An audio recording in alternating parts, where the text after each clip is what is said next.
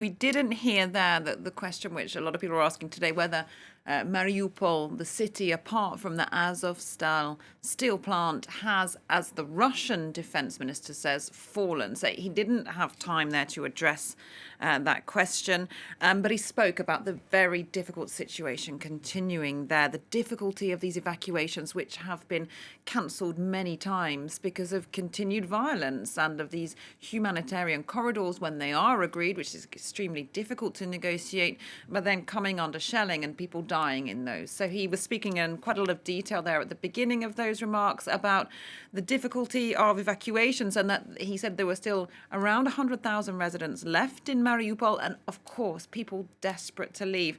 And from speaking to humanitarian workers and people on the ground in Ukraine, basically it's so difficult for people who've been sheltering in basements or whatever space they can find in Mariupol where they might be temporarily safe from bombing, or they hope they are, but then they have to get to evacuation points in relatively safe areas of the city, if I can put it like that. I don't think there are very many safe spaces at all, but places which are near major exit roads and which have perhaps been less the focus of shelling. And just the sheer act of getting people, some of whom are the most vulnerable, left. This is what we've seen time and time again, that those left behind in the shelling are those unable to move, be they disabled, old, those with young children, those very poor, people who haven't eaten for weeks, but they're feeling very weak.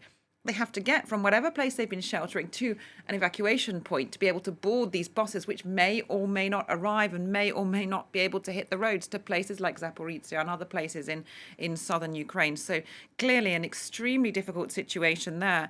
We also heard the mayor of Mariupol there talking about these reports of mass burials of civilians there, and he said that at least, to his knowledge, 20,000 people had been killed in Mariupol. It might be more because they just simply can't get out and go and check where the bodies are. There are bodies still under the rubble that, of course, haven't been able to be evacuated there. So, Is this the first time we've heard such a big number from Mariupol? he's talked in the past about tens of thousands. This, he said, that the 20,000 figure. And also for the first time, which is, he confirmed reports there that have been circulating in the media that bodies were being taken to this town of Mangush, which is about 10 to 15 kilometers west of Mariupol, and being buried in mass graves there. So he said that he had information on this. Now, he didn't disclose where he gets this information. We don't know where the mayor of Mariupol is talking to us there from. Obviously, a neutral background, we can imagine, for security reasons. Of course, he's not going to disclose his location. Is he still in the city? Is he outside it? Is he getting information from sources on the ground? Are they using satellite imagery? We just don't have that information. But obviously, he's got a team there of people working to check that information.